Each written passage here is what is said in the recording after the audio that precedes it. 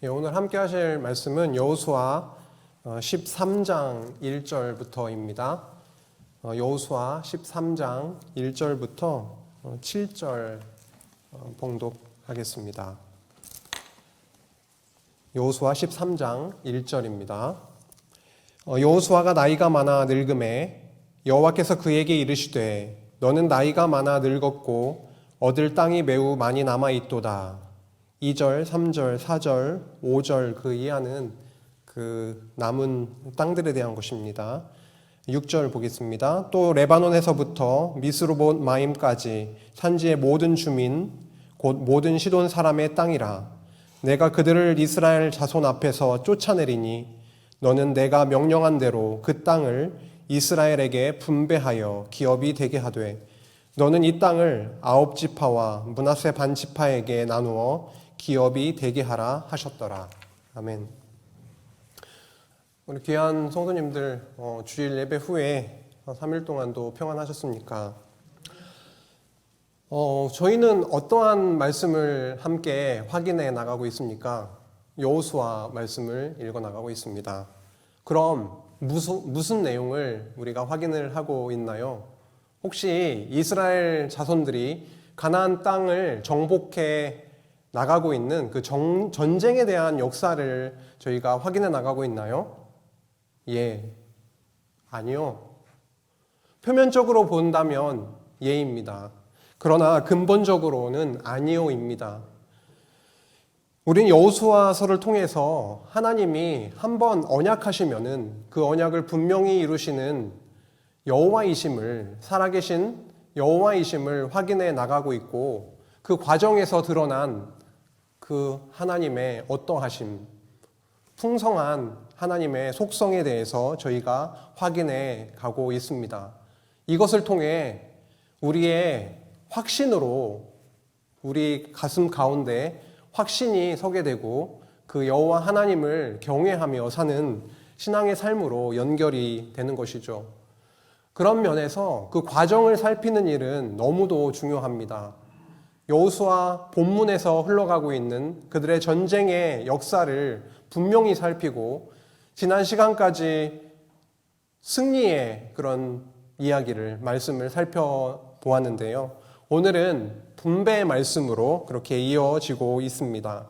여호수아에서의 흐름을 몇 번이고 저희가 되뇌어 보았었는데요. 가장 먼저는 진입하는 내용이 1장부터 4장까지 나왔었고요. 그 다음에 정복해 들어갑니다. 5장에서 12장까지. 그리고 오늘 살펴나가게 될 13장에서 21장까지가 정복한 그 땅을 분배해주는 말씀이고요. 그 다음에 22장부터 24장까지가 이스라엘 백성들에게 분배한 이후에 교훈하시는 그런 말씀입니다. 지난 시간에 여호수아 9장에서 12장까지 그 전쟁 정복의 두 번째 시간으로 함께 했었습니다.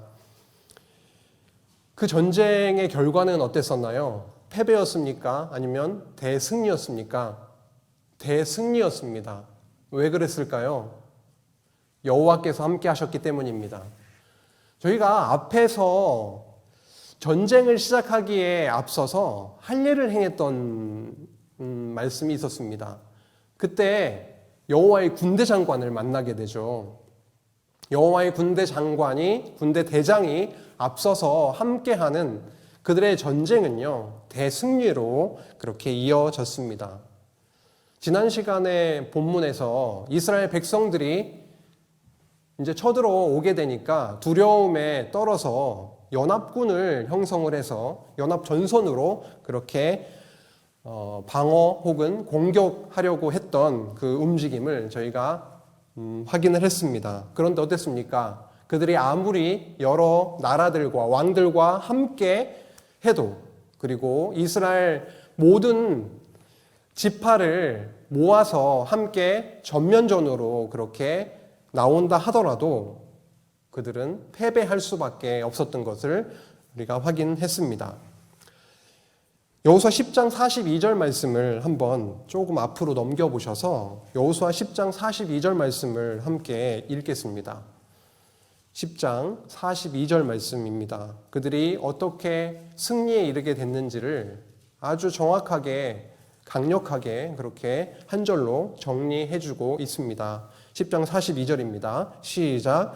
이스라엘의 하나님 여호와께서 이스라엘을 위하여 싸우셨으므로 여호수아가 이 모든 왕들과 그들의 땅을 단번에 빼앗으니라. 아멘. 그들의 힘으로 단번에 빼앗지 못했습니다. 여호와께서 싸워주셨기 때문에 그 땅을 분명하게 단번에 빼앗으니라 라고 말씀합니다. 여호와께서 싸워주시지 않는 그 전쟁은 나가도 승리할 수가 없었습니다. 그 단적인 예가 앞에 나왔었죠. 아이성 전쟁이었습니다. 그렇게 강력하고 우리가 승리할 수 없을 만큼 강력했던 여리고와의 전쟁에서는 여호와께서 함께 해주심으로 승리를 하게 되었는데요. 그 이후에 이어지는 아이성 전쟁에서 그들이 판단하건대 우리가 한 2,000명, 3,000명 아주 적은 숫자만 올라가도 우리가 승리할 수 있겠습니다 라고 했던 그 전쟁에서는요, 오히려 패배로 이어짐을 확인할 수가 있었죠. 아무리 강력한 대적이 서 있을지라도 여호와께서 함께해서 그들을 위해서 싸워주시면 그 전쟁의 결과는 승리로 이어짐을 알 수가 있습니다. 이렇게 여호수아서를 통해서 아브라함에게 세우셨던 그 하나님의 나라에 관한 언약, 내가 나라를 세워주시겠다라고 한 그 언약을 세워주실 땅을 정복해 들어가게 하는 말씀, 지난 시간까지 그렇게 살펴보았습니다. 오늘은요, 그 땅을 이제 정복으로 끝나는 것이 아니라 이스라엘 12지파에게 그 땅을 나누어주는, 분배해주는 말씀으로 이어지고 있습니다. 그들이 아무리 강력한 가나안 7족속이 그 땅을 차지하고 있었다 할지라도 여호와께서 함께 하셔서 그 땅을 정복해 하셨고요. 이제는 가나안 땅을, 약속하신 그 땅을 이스라엘 자손들에게 나누어 주시는 그러한 말씀이 되겠습니다. 13장부터 21장까지입니다. 이 부분이요. 오늘 13장부터 21장까지가 약속의 땅, 언약하신 그 땅을 정복하게 하신 그 이후에 분배하시는 내용인데요. 굉장히 분량으로 봤을 때 9장이죠. 9장인데 여호수아서가 전체가 24장인 것을 저희가 좀 봤을 때 9장에 걸쳐서 자세하게 기록을 하고 있다라는 것입니다. 많은 분량을 차지하고 있다라고 하는 것은 분명히 필요 없는 내용을 하나님께서 쓰게 하시지 않았을 것이기 때문에 우리의 눈으로는 지명들이 너무 많기 때문에 잘 다가오지도 않고 덜 중요해 보이는 말씀처럼 느껴질 수는 있겠지만 하나님 입장에서는 그들에게 분명히 내가 언약한 것처럼 내가 맹세한 대로 너희들에게 이 땅을 지금 준다, 분배한다라고 하는 것이기 때문에 굉장히 중요할 수밖에 없는 것이죠. 이스라엘 백성들이 40년 광야 생활, 떠돌이 광야를 돌면서 40년 동안 그렇게 생활을 한 이후 가나안 땅으로 들어와서 그들이 정말 염원하는 것은 뭘까요? 이제는 정착해서 그 나라 가운데 저 이방 나라들처럼 정착해서 살기를 사실은 굉장히 원했을 것입니다. 그들이 원했기 때문에 하나님께서 그렇게 해주시느냐? 그거는 아니죠. 분명히 여호수아 1장 6절에서도 밝히고 있습니다. 그들의 조상에게 맹세하여 주리라 한 땅을 이 백성에게 차지하게 하리라. 앞서 하나님께서 언약하신 그 땅, 여호수아서를 시작하신부터 이 땅을 이미 너희의 손에 붙였다. 내가 너희들에게 주었다. 그리고 이 땅을 내가 차지하게 하리라 라고 말씀하신 그 하나님께서 이제 차지한 그 땅을 약속대로 백성들에게 분배하는 것입니다. 그 땅의 분배 과정을 함께 오늘 확인해 나가게 될 것인데요. 아까도 말씀드렸지만 지명이 참 많이 나옵니다. 내용도 굉장히 분량도 많고요. 그래서 자칫 따분하게 그냥 건너뛰고 싶은 그런 마음이 생길 수도 있는데요. 오늘 그 마음을 좀 눌러주시기를, 성령께서 그 마음을 좀 눌러주시고 그 안에 감춰져 있는 하나님의 살아계심과 어떠하심, 그리고 그 안에 감춰져 있는 복음을, 그 보화를 찾고 발견하고 누리게 하시기를 원합니다. 13장으로 한번 가볼까요? 13장은요, 13장부터 21장까지가 분배하는 내용이고요. 처음 13장을 보면은 요단 동편 땅을 분배하게 하시는 그런 말씀입니다. 두 지파 반에게 요단 동편 땅이요. 요단 동편 땅은 북, 남, 동, 서니까 여기 동편 땅이죠. 저기 갈릴리, 여기 염해, 사해, 여기 요단강을 중심으로 해서 오른편은 동편 땅, 왼편은 서편 땅입니다. 이미 요단 동편 땅은 두 지파 반에게 분배를 한 상태죠. 르우벤 지파, 그리고 갓 지파, 므낫세 반 지파, 동쪽 므낫세, 서쪽 므낫세 이렇게 부르기도 합니다. 므낫세 반 지파, 갓 지파, 르우벤 지파에게 이미 분배를 한 상태이죠. 그런데 13장을 시작하면서 나오는 내용을 보니까요, 여호수아가 이미 나이가 많이 들어버렸습니다. 이제 여호수아가 앞에 선두에 서서 전쟁할 수 있는 그런 상황이 못 된 거죠. 그래서 너는 나이가 많이 늙었고 얻을 땅이 매우 많이 남아있다라고 말씀하십니다. 그건 좀 이상하네요. 지난 시간에 12장 내용 끝부분에 보면은 정복했던 왕들의 이름이 쫙 나열이 되고 있습니다. 31명의 왕.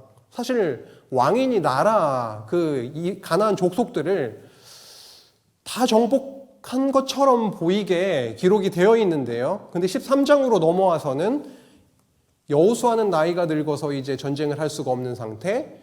그런데 아직도 정복할 땅이 많이 남아있다라고 적고 있으니까 앞 내용과 뒤의 내용이 상충되는 것처럼 그렇게 보이고 있죠.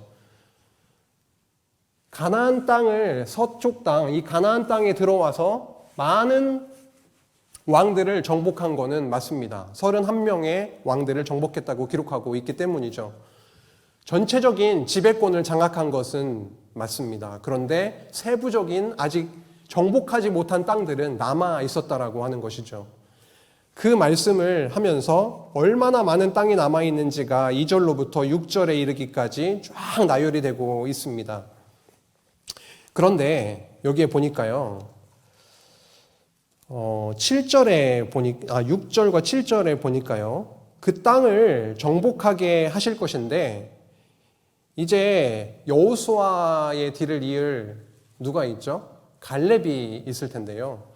갈렙이 정복할 것이다. 이스라엘 백성들이 정복할 것이다. 이렇게 표현되어 있는 것이 아니라 6절에 보니까 내가, 여호와, 내가 그들을 이스라엘 자손 앞에서 쫓아낼 것이다 라고 말씀하십니다.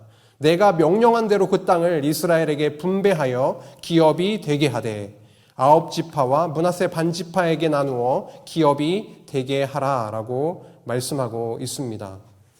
그렇네요. 여기 두 지파 반에게 이미 분배를 하셨기 때문에 나머지 9지파 반에게 이 가나안 땅을 분배하라라고 말씀하고 있는 것입니다.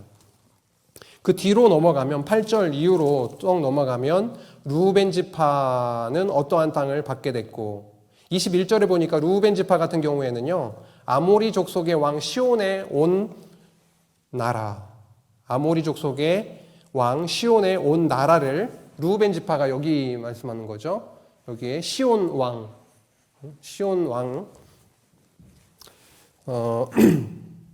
그 나라를 분배받은 것이고요. 그 다음에 위에 갓 지파, 위에 므낫세, 바산 왕 옥, 이 부분이요. 바산 왕 옥의 나라를 분배받았다고 그렇게 적고 있습니다. 14장으로 이제 넘어갑니다. 13장은 그렇게 분배받지 못한 땅이 있다. 그리고 두 지파 반에게는 이러이러한 땅을 동쪽에서 이미 분배했다라고 하는 말씀이 나오고 이제 본격적으로 9지파 반에게 14장부터 19장까지 서편 땅을 분배하는 말씀으로 이어지는 것이죠. 그 중에서 이미 정복한 땅을 분배하는 내용이 17장까지 먼저 나오고요. 그 이후에 아직 미정복한, 정복하지 못한 땅을 그렇게 분배하는 내용이 뒤에 이어지고 있습니다. 먼저 14장부터요, 17장까지 요단 서편 땅 분배가 두 부분인 거죠. 이미 정복한 땅을 분배하는 내용, 아직 정복하지 못한 땅을 분배하는 내용, 이렇게 두 부분으로 나누어져 있습니다. 14장은요, 갈렙이 헤브론 땅을 기업으로 받는 내용이 나오고 있습니다. 간단하게 정리하고 넘어가도록 하겠습니다. 13절에 보면 나오죠. 갈렙이 헤브론 땅을 이 산지를 내게 주소서, 되게 이런 말씀 들어보셨을 텐데요. 찬양도 있더라고요. 이 산지를 내게 주소서라고 했던 그 갈렙에게 헤브론 땅을 기업으로 주게 됩니다. 15장으로 넘어가 보면 유다 지파가 받은 그 땅의 경계와 성읍들에 대해서 굉장히 자세하게 기록을 하고 있습니다. 북남 동서 이 경계를 자세하게 밝혀주고 있고요. 그 안에는 어떠한 성읍들이 있는지를 쭉 기술해주고 있습니다.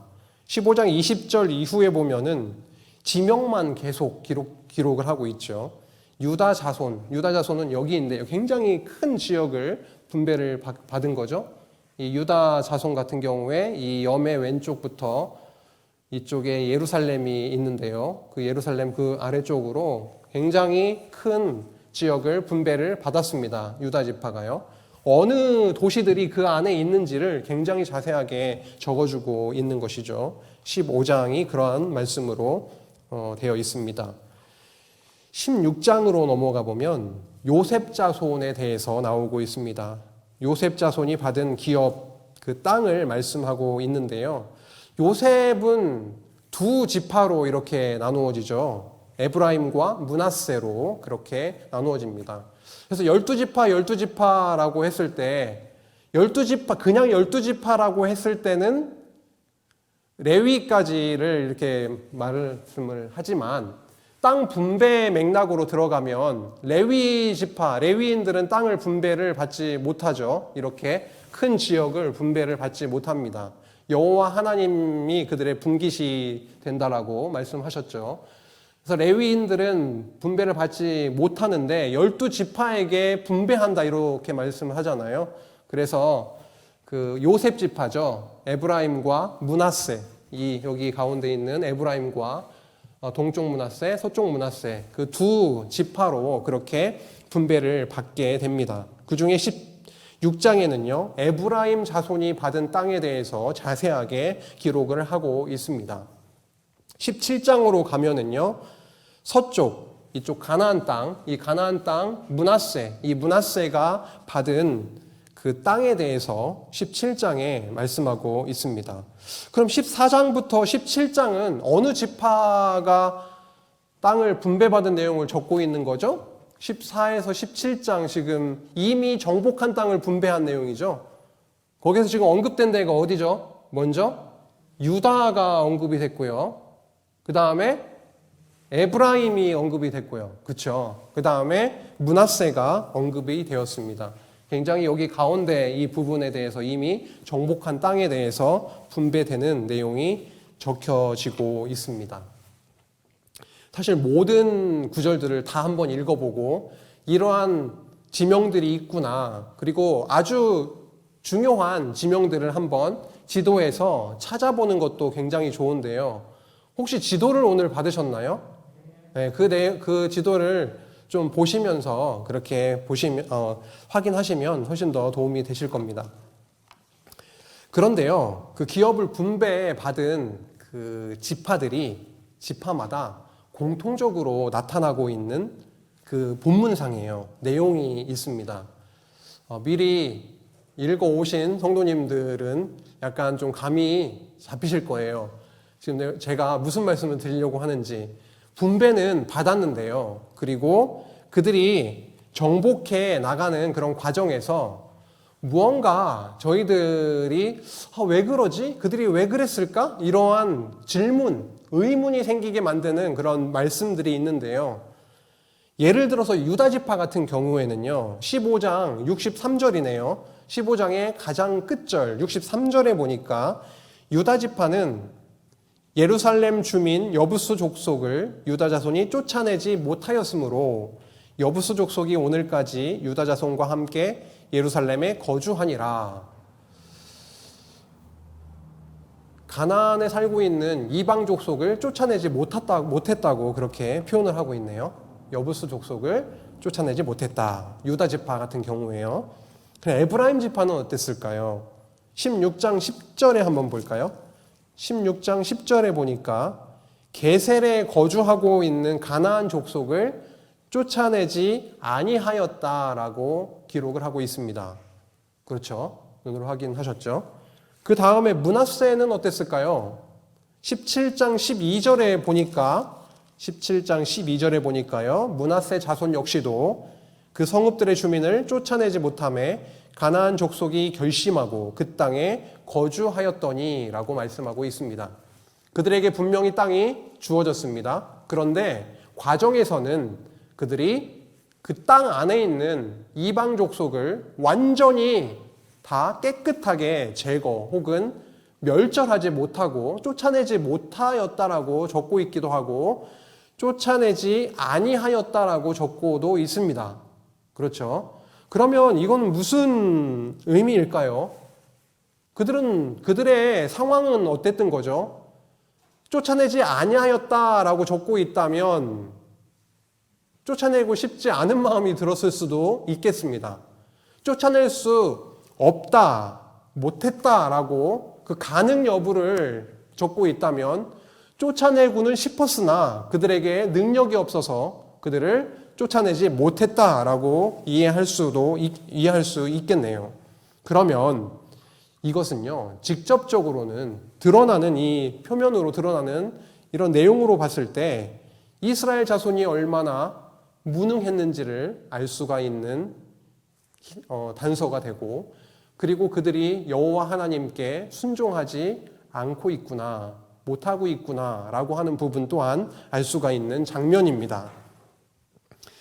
다시 말해서 가나안 땅 정복은요, 이스라엘 백성들의 힘으로는, 그들의 능력으로는 가능하지 못한 것이었구나라고 하는 것을 알 수가 있습니다. 여호와께서 함께 그들을 위해서 싸워주실 때, 여호와의 군대 대장이 앞서 그들을 이끌어 주실 때 그들은 다 승리하고 가나안 족속들도 무찌를 수 있는 거구나라고 하는 것을 알 수가 있습니다.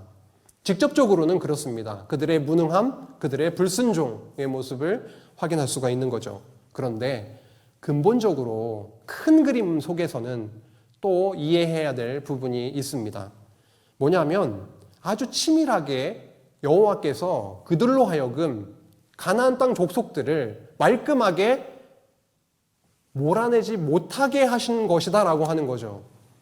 출애굽기 23장 28절에서 30절 말씀을 보면은 알 수가 있습니다. 왜 여호와께서 그 족속들을 말끔하게 일망타진하지 못하게 하셨는지 출애굽기 23장 28절에서 30절입니다. 제가 한번 읽어볼까요? 내가는 여호와죠. 여호와가 왕벌을 내 앞에 보내리니 그 벌이 히위 족속과 가나안 족속과 헷 족속을 내 앞에서 쫓아내리라. 그러나 그 땅이 황폐하게 되므로 들짐승이 번성하여 너희를 해칠까 하여 1년 안에는 그들을 내 앞에서 쫓아내지 아니하고 내가 번성하여 그 땅을 기업으로 얻을 때까지 내가 그들을 내 앞에서 조금씩 쫓아내리라. 무슨 내용인지 이해되시죠? 만약에 한꺼번에 그 가나안 족속들을 그 땅에서 완전히 일시에 몰아냈을 경우에 그 땅이 굉장히 황폐해지고 공백이 생긴다라고 하는 거죠. 그래서 오히려 이스라엘 자손들에게 그 안에 있는 들짐승들 너무도 번성하게 돼서 오히려 그들에게 해가 될까봐 1년 안에는 그들을 내 앞에서 쫓아내지 아니할 거다라고 여호와께서 그렇게 말씀을 하셨던 거예요. 언제 그러면 쫓아내 주시느냐? 너희들이 이제 그 땅에 정착을 하고 번성을 하고 기업을 얻게 될 때까지 그들을 내가 그 이후에 조금씩 쫓아내겠다라고 하신 거죠. 그래서 이러한 부분이 어디로 또 이어지냐면 사사기에 갔을 때에 이방 족속들을 함께 그 과정에서 이방신을 섬기게 되고 이방 나라를 섬기게 되기도 하고 그들과 함께 어우러져서 죄악 가운데 빠지게 되는 그러한 모습을 저희들이 볼 수가 있습니다. 왕정시대로 넘어가도 그러한 모습들을 저희들이 확인할 수가 있는 것이죠. 그래서 여호와 너무도 정말 치밀하시구나.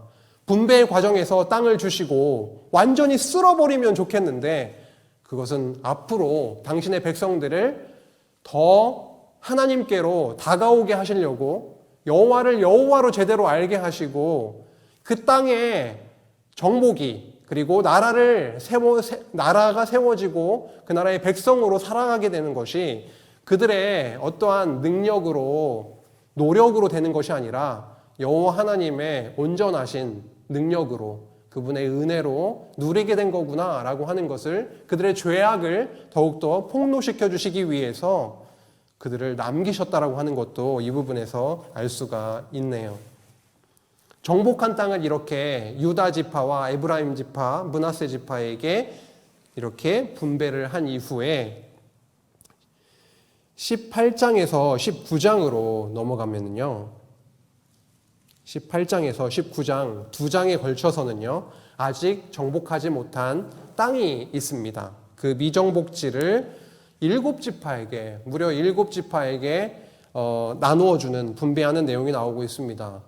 근데 분량상으로 조금 그렇죠. 14, 15, 16, 17장을 할애했던 지파는 바로 유다 지파와 요셉 지파, 에브라임과 므낫세에 대한 내용이었는데요. 굉장히 많은 내용을 할애를 하고 있죠. 그만큼 요셉 지파도 그렇고요. 그 다음에 유다 지파도 그렇고 중요한 그런 지파여서 더 할애하고 있는 것으로 보입니다. 18장, 19장에서는요, 7지파의 그 땅 분배 내용이 나오고 있습니다. 그런데 굉장히 중요한 내용이 18장에 딱 위치하고 있어요. 7지파에 대한 땅 분배를 시작하기 전에 18장에 중요한 내용이 나오고 있는데요. 무엇이 나오냐면 실로에 회막을 세우는 내용이 나오고 있습니다.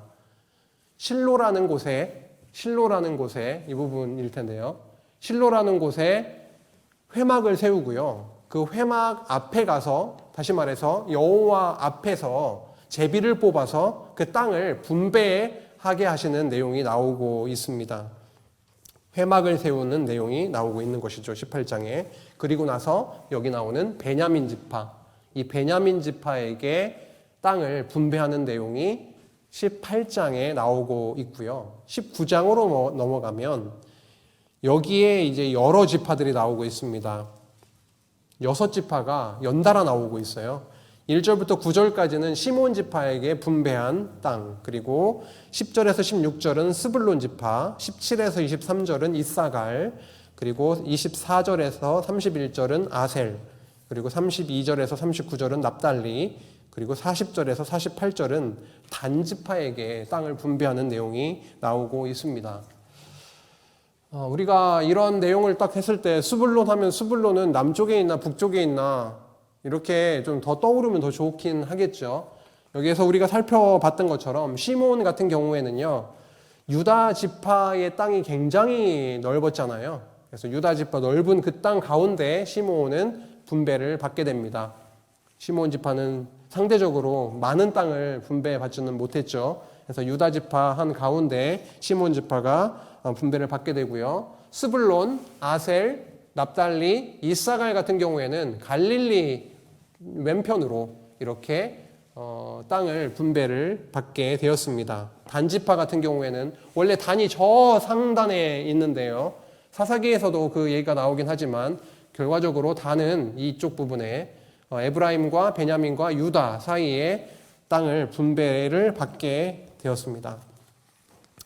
이렇게 18장, 19장에 걸쳐서 땅을 분배하는 내용이 다 끝났음을 19장 51절에서 밝히고 있습니다. 19장 51절 한번 보시겠습니다. 제사장 엘르아살과 눈의 아들 여호수아와 이스라엘 자손의 지파의 족장들이 실로에 있는 회막문 여호와 앞에서 제비 뽑아 나눈 기업이 이러하니라. 이에 땅 나누는 일을 마쳤더라 라고 말씀하고 있네요. 어디에서 땅을 분배를 받았냐면 여호와 앞에서 받았습니다. 이 지도를 보면서 어떠한 생각이 드시나요? 땅을 분배를 받았다라고 하는 그 내용을 여기에 표현이 되어 있는데요. 일단 땅은요, 갓지파가 나는 에브라임에 속해 있는 이 땅에 우리 땅으로 삼고 싶어 라고 해서 갓지파가 여기에 살 수 있게 되는 것이 아니죠. 하나님께서, 여호와께서 제비 뽑기라고 하는 그런 과정을 통해서 당신께서 정하신 그 위치에다가 딱 정해서 분배를 해서 살게 해주신다라고 하는 거죠. 납달리는 이 상단의 북쪽에 살게 하시고 시므온은 유다 가운데 살게 하시는, 여호와께서 주시는 그곳에, 있게 하시는 그곳에 살게 되는 것을 또한 알 수가 있습니다. 20장부터 21장까지는요, 지금까지는 9지파 반에 대해서 분배하는 내용이었다면 20장, 21장은 레위인에게 분배를 하게 되는 내용입니다. 레위인은 이렇게 큰 땅을 덩어리로 분배를 받은 것이 아니라 특이한 방법으로 분배를 받았거든요.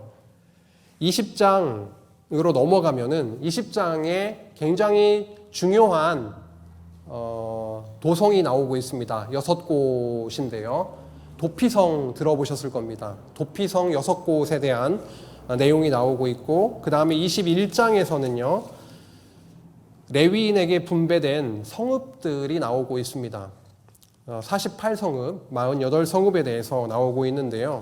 오늘 앞에서 나왔던 9지파 반에게 분배하는 내용도 너무 중요한데 20장, 21장에 나오는 레위인들에게 분배한 그 땅, 그 도성에 대한 내용도 참 중요하다라고 느껴졌습니다. 준비하는 과정에서요. 함께 보실까요? 20장에서는 도피성 6곳에 대해서 나오고 있는데요. 20장 1절에서 3절을 제가 한번 읽어보겠습니다. 여호와께서 여호수아에게 말씀하여 이르시되 이스라엘 자손에게 말하여 이르기를 내가 모세를 통하여 너희에게 말한 도피성들을 너희를 위해 정하여 부지 중에 실수로 사람을 죽인 자를 그리로 도망하게 하라. 이는 너희를 위해 피의 보복자를 피할 곳이니라 라고 말씀합니다. 도피성이 필요했던 이유가 있는 것이네요. 그냥 6곳 이렇게 정해서 큰 쓰임 없이 정한 것이 아니라 아주 너무 중요한 목적을 가지고 있습니다. 살다 보면은 사람을 부지 중에 의도치 않게 죽이게 되는 일이 있지요.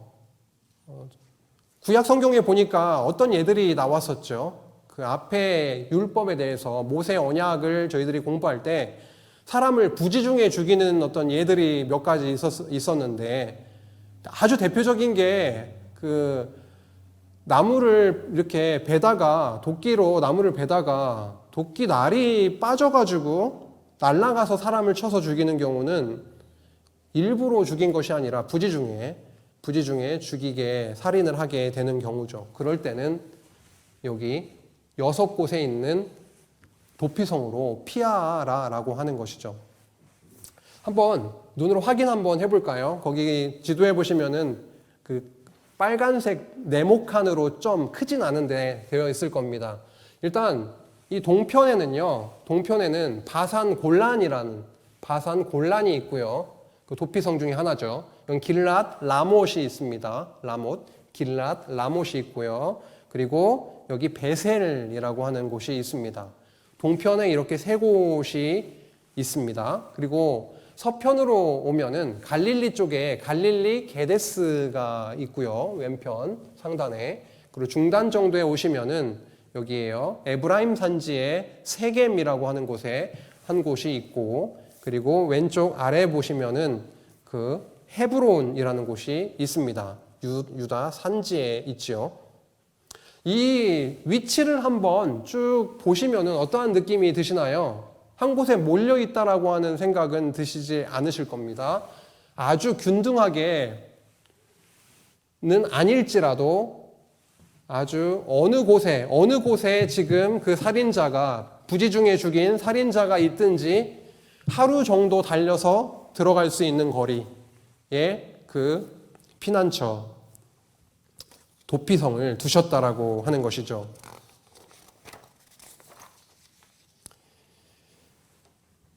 살인자는 일단은요, 살인자가 이곳에 들어가게 되면은 보호를 받게 됩니다.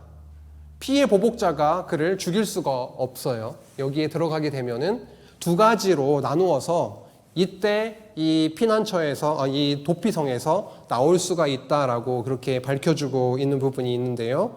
거기에 보시면은요, 20장 6절에 나오고 있네요. 20장 6절을 한번 보시겠습니다.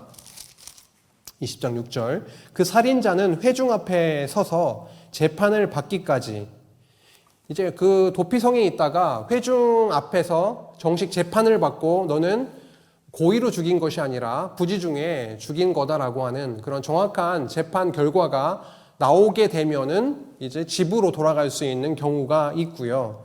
또 한 가지가 나오고 있네요. 또는 그 당시 대제사장이 죽기까지 그 성읍에 거주하다가 그 후에 그 살인자는 그 성읍, 곧 자기가 도망하여 나온 자기 성읍, 자기 집으로 돌아갈지니라 하라 하시니라 라고 나오고 있습니다. 그 당시에 대제사장이 있는데요. 여기 도피성에 있다가 정식 재판을 받고 집으로 갈 수도 있지만 여기에 있는 그런 과정에서 시간 동안 그 당시에 있었던 대제사장이 죽게 되는 경우에는 여기에서 자유를 가지고 집으로 돌아갈 수 있다라고 나오고 있습니다. 이거야말로 도피성에 대한 이 말씀은요, 너무 그리스도하고 너무도 직결되는 말씀이죠.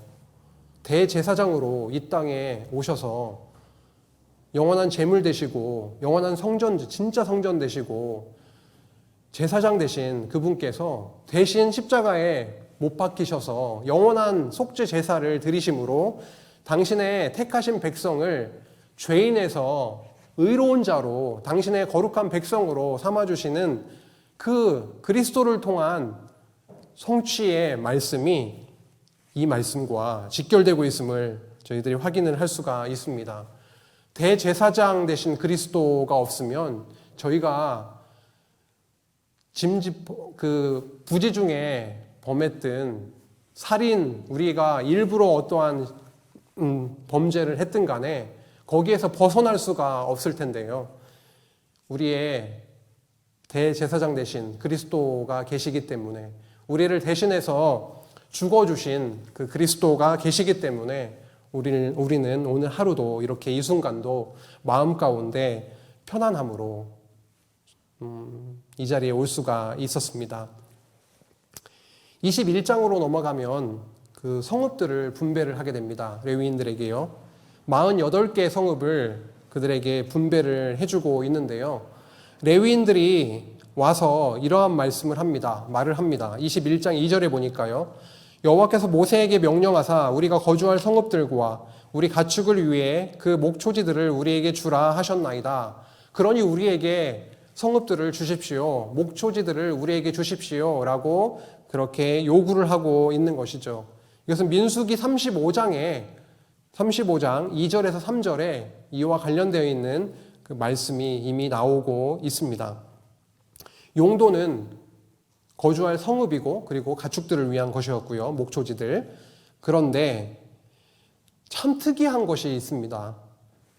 이런 다른 지파들은 큰 지역들을 이렇게 분배를 받아서 살게 되는데 레위인들은 어떻게 되는 것인가요? 오늘 이 21장에 좀 자세하게 보게 되면은 23절에서도 나오고 있네요. 3절에서 21장 3절에 보면은요. 이스라엘 자손이 여호와의 명령을 따라서 자기의 기업에서 이 성읍들과 그 목초지들을 레위 사람에게 주니라라고 합니다.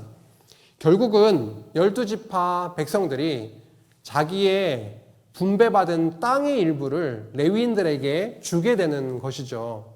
그렇게 되면 결과는 어떻게 될까요? 레위인들은 어디에서 살게 될까요? 저는 레위인들은 제사를 드리기 때문에 예루살렘에 모여 살았나? 예루살렘에만 막 집중적으로 이렇게 살았나? 라고 하는 생각도 사실 했었거든요. 근데 오늘 이 말씀에 의하면은 레위인들은 12지파 전역에 흩어져서 살게 되었다라고 하는 겁니다. 지금 어디에 지금 있는지 정확하게 말씀을 통해서 확인을 할 수가 있겠는데요. 전체 48개 성읍에서 살게 하셨습니다. 거기 48개에는요, 이 6곳, 도피성 6곳이 포함이 되니까 도피성 6곳 더하기 42곳을 더 추가로 곳곳에 살게 하신 거죠.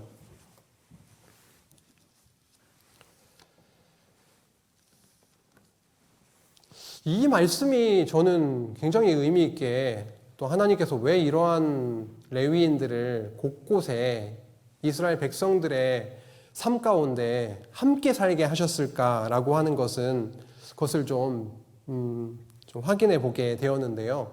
레위인들은 어떤 자들이었습니까? 가장 기본적으로 저희들이 잘 알고 있는 것은 제사장을 도와서 성전 제사가 잘 이루어질 수 있도록 돕는 자들이었죠.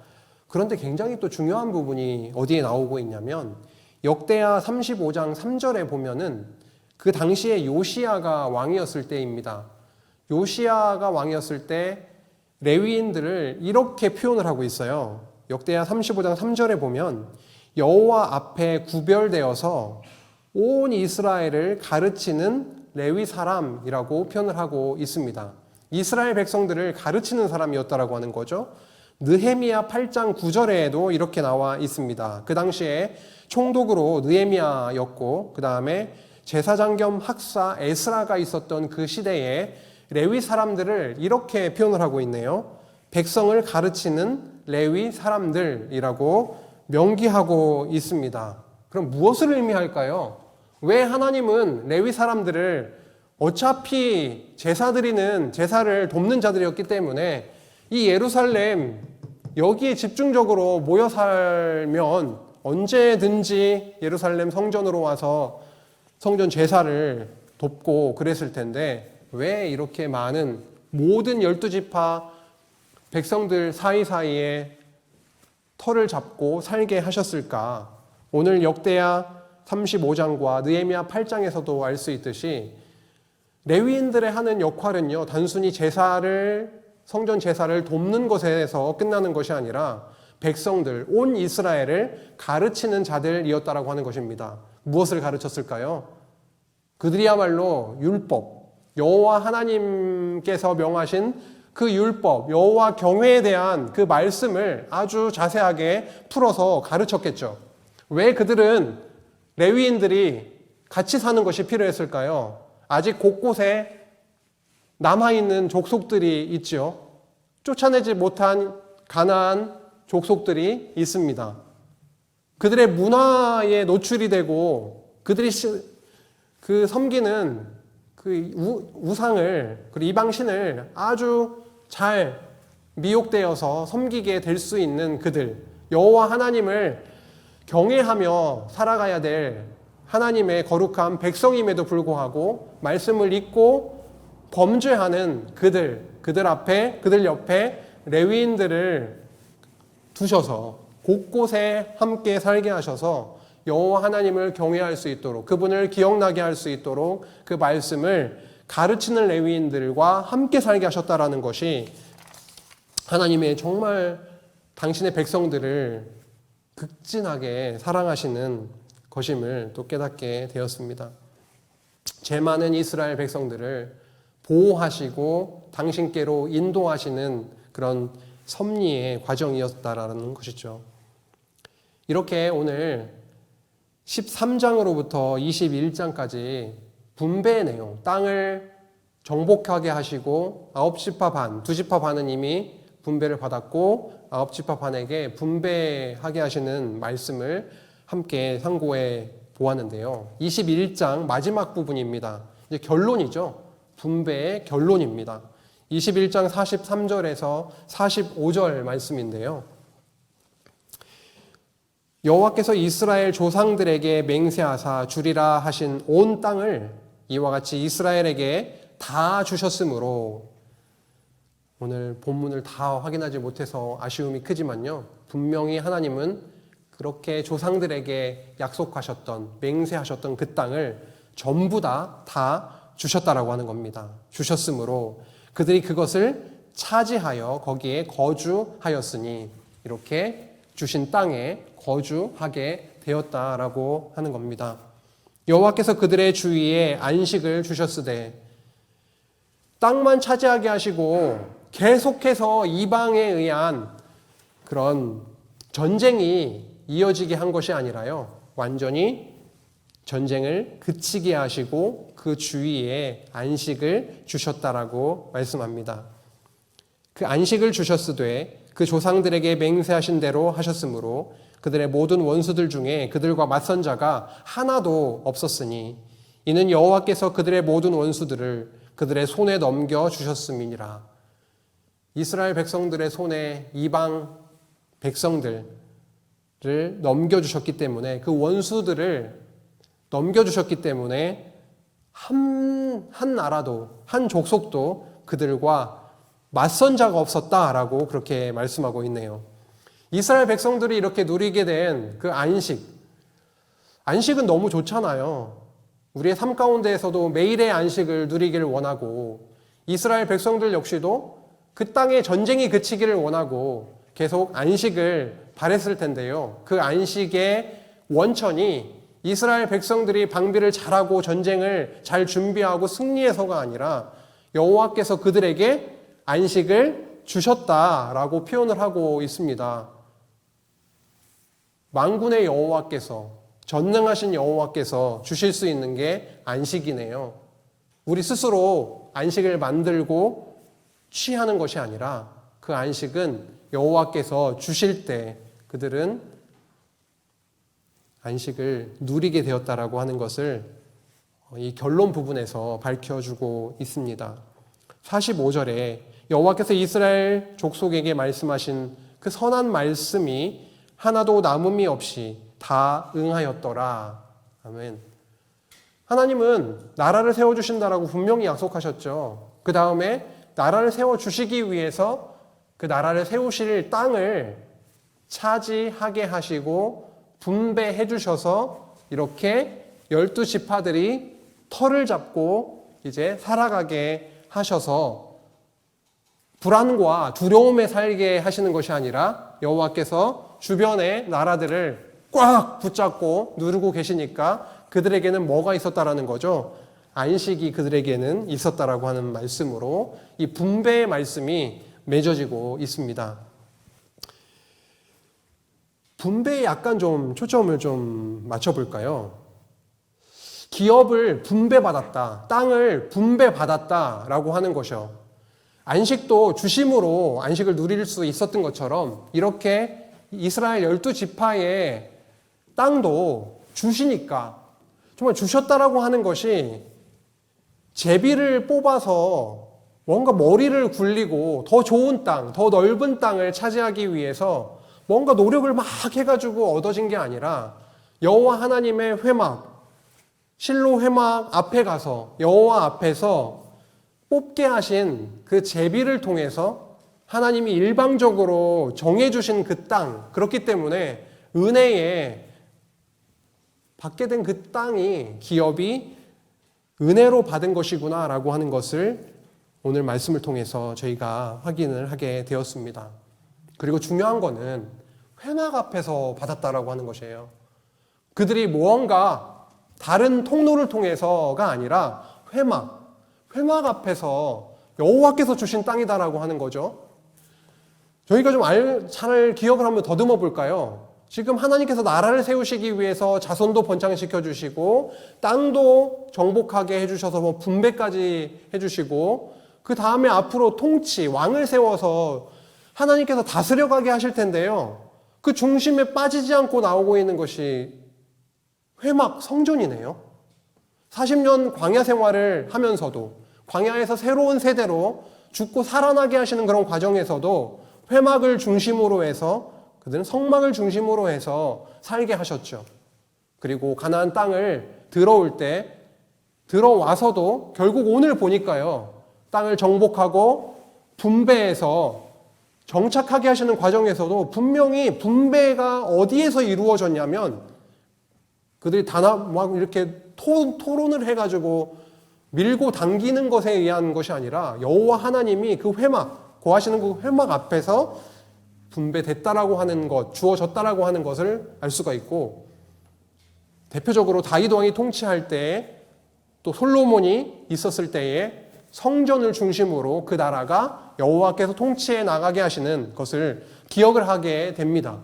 아, 그렇구나. 성전이 그만큼 중요하다라고 하는 것, 땅을 정복하고 분배하는 과정에서도 여호와께서 함께 하시고 그 성전을 통해서 통치하고 계시는구나 라고 하는 것을 확실하게 좀 확인을 하게 되었습니다. 그리고 아까 과정에서도 나왔지만 그들의 마음대로 선택한 그곳에 사는 것이 아니라 여호와께서 뿌리를 내리게 하시는 그곳에서 살게 된다라고 하는 것이죠. 그리고 모든 족속들을 쫓아내지 못했는데요. 쫓아내지 못했다고도 나오고 쫓아내지 않았다고도 나오지만 정말 그들이 그렇게 불순종 그리고 무능한 그들일지라도 하나님은 언약하신 그것을 분명히 그들에게 이루어 주셨다라고 하는 것이죠. 그들의 어떤 조건을 보고 이루어 주고 안 주고가 아니라 여호와는 내가 여호와다, 언약대로 이루어 주는 살아있는 여호와다라고 하는 것을 분명하게 이 과정을 통해서 보여주시고 있음을 알 수가 있습니다. 레위인도 정말 끝까지 놓지 아니하시고 챙기시고 그들에게 땅을 주시고 백성들 가운데 있으면서 여호와 하나님을 알게 해나가시는 것도 볼 수가 있었고요. 안식 역시도 하나님께서 주실 때에 누릴 수 있는 것이구나 라고 하는 것을 확인할 수 있었던 분배의 말씀이었습니다. 오늘 이 말씀 가운데 여러 가지 포인트들이 있는데요. 그 중에 도피성 그리고 그 끝에 주신 안식, 이러한 부분은 정말 모세 율법도 그렇고 시편, 시가서도 그렇고 그 다음에 선지서도 그렇지만 특히 오늘 살펴보게 된 여호수아서 말씀을 통해서도 정말 이러한 앞으로 이루실 그 신령한 하나님의 그 나라, 지금으로 말하면 이 나라도, 이 천국, 하나님의 나라도 결국 이러한 방식으로 하나님께서 이루어 가시겠다라고 말씀하신 거구나. 그래서 이 땅에 오신 하나님의 아들이신 그리스도께서 도피성 되어주셔서 우리로 하여금 그 안에 죄인들이지만 그 안에 있게 하시고 거하게 하시고 또 자유하게 하시는 거구나라고 하는 것도 정말 저희들이 이 말씀을 통해 깊게 새기게 되는 그런 부분입니다. 도피성 안에서만 안식을 누릴 수 있게 되는 것이죠. 그리스도 밖에서는 죄인으로 드러나기 때문에 그리스도 안으로 부르셔서 우리로 심령의 안식, 정말 죄와 사망으로부터 해방되는 그 놀라운 하나님의 나라 누림을 우리들에게 허락하셨구나라고 하는 것을 확인할 수 있었던 것입니다. 마태복음 5장 5절 너무 잘 알고 계시는 말씀이죠. 우리는 하나님의 나라, 그 모형적이긴 하죠. 구약에서는. 그 나라를 이루어 주실 그 땅을 정복하고 분배하셨습니다. 근데 마태복음 5장 5절에 보면은요, 예수님께서 천국에 대해서 말씀을 쭉 해나가시면서 5장 5절에 이렇게 말씀하십니다. 온유한 자는 복이 있나니 그들이 땅을 기업으로 받을 것이미요 라고 합니다. 지금 12지파가 기업을 땅으로 받은 사건입니다. 예수님께서 이 땅에 오셔서 산상수훈이라고 하는 그 말씀이죠. 5장부터 7장. 그 천국에 대해서 말씀을 하시면서 온유한 자, 정말 그 당대에 약하고 정말 그 어려움 가운데 있었던 심령의 갈급함 그리고 오실 메시아를 기다리는 그런 마음 가운데 있었던 그들에게 주실 것이 무엇이냐면 그들은 바로 땅을 기업으로 받게 될 것이다 라고 하는 것인데요. 그 당시에 진짜 땅을 떼어서 주겠다는 말씀은 아니었죠. 예수 그리스도께서 천국으로 이 땅에 오셔서 하나님의 나라를 당신이 성전 되셔서 이루신 그분이 결국 그에게 택한 백성이 그에게 다가오게 하셔서 그에게 바로 온유한 자, 마음이 가난한 자에게 천국, 그 천국의 기업을, 그 땅의 기업을 주시겠다라고 하는, 받게 될 거다라고 하는 것을 선포하고 있음을 확인할 수가 있습니다. 우리는 정말 그런 자이네요. 그리스도께로 오게 하셔서 땅을 기업으로 그 천국을 누리게 하시는 그런 그 가운데 있습니다. 아담에게 하나님 나라를 언약하시고 이루어 주신 하나님, 하나님의 아들 마지막 아담 그리스도를 이 땅에 보내주셔서 정말 실체적인 하나님의 나라인 이 교회를 세워주신 하나님, 성령을 우리 가운데 보내셔서요, 우리로 성전 삼으시고 참 안식을 누리게 하신 그 하나님, 그 하나님은 그의 아들이신 그리스도와 그리고 성령을 통해서 우리를 죄와 사망에서 불러내어서 하늘의 기업을 누리게 해 주셨습니다. 온유한 자는 복이 있나니 그들이 땅을 기업으로 받을 것이며, 우리 스스로가 온유한 자는 아니죠. 정말 우리의 심령을 변화시켜 주시고 성령을 통해서 우리를 변화시켜 주시고 결국은 우리로 하여금 하나님의 나라를 누리게 하시는 그 살아계신 하나님, 그 여호와를 이 말씀을 통해 오늘 확인을 할 수가 있었습니다. 능력 많으신 우리 여호와 하나님, 사랑이 많으신 우리 하나님의 그 영광을 찬송하고 그를 경외하며 남은 매일의 삶 속에서도 진정한 안식을 누리게 하시길 간절히 바랍니다. 기도하시겠습니다. 하나님 아버지, 저희들에게 귀한 말씀을 주시니 감사합니다. 정말 문자로 이스라엘의 전쟁사로 읽는 것이 아니라 그 말씀 가운데 살아계신 하나님을 발견하고 그 하나님이 어떠한 분이신지를 더욱더 우리의 마음 가운데 심어주셔서 우리의 삶 가운데 안식과 평안함과 여호와 경외의 삶이 이어질 수 있도록 어려운 상황 가운데에서도 우리의 대장 되신 하나님, 우리의 피난처 되신 우리 예수 그리스도를 온전히 의지하고 하루하루를 살아가게 하옵소서. 예수님의 이름으로 기도했습니다. 아멘.